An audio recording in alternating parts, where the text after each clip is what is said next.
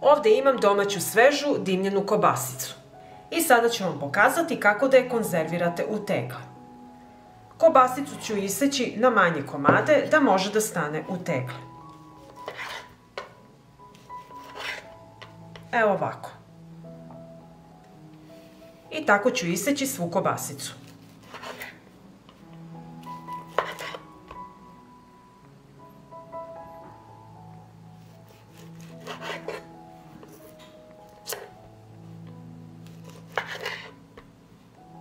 Pripremila sam čiste i oprane tegle i sada ću kobasicu poređati u tegle.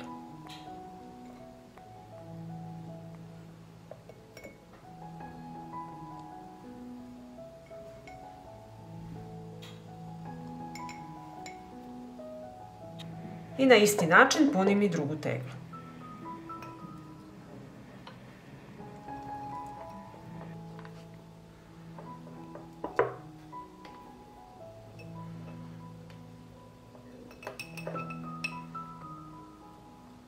U svaku teglu ću dodati kašiku soli.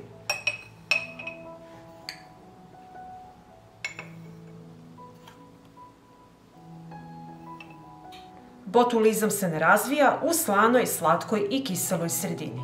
Pripremila sam tegle i sada mi je potrebna svinjska mast koju ću staviti u šerpu i istopiti. Istopit ću pola kilograma svinjske masti.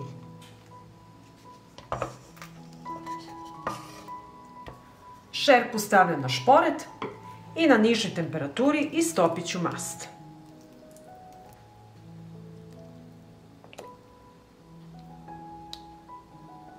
Istopila sam mast i napunit ću tegle sa mašću.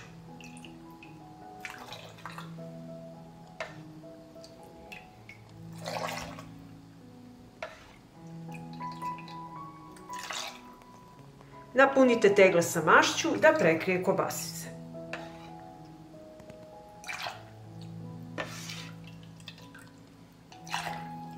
Na isti način ću napuniti i ostale tegle.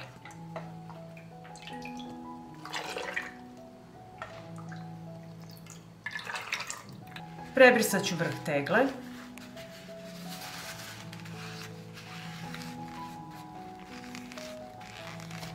I tegle zatvaram sa čistim i novim poklopcima.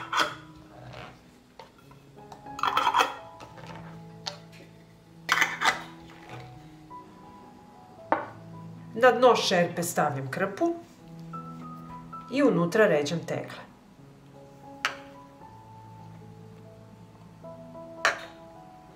U šerpu sipam toplu vodu do visine poklopca.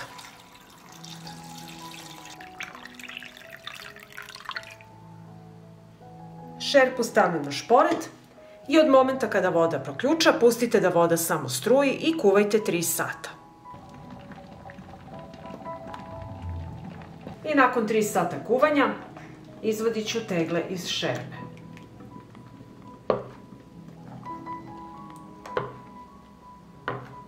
Tegle ostavljam da se potpuno ohlade.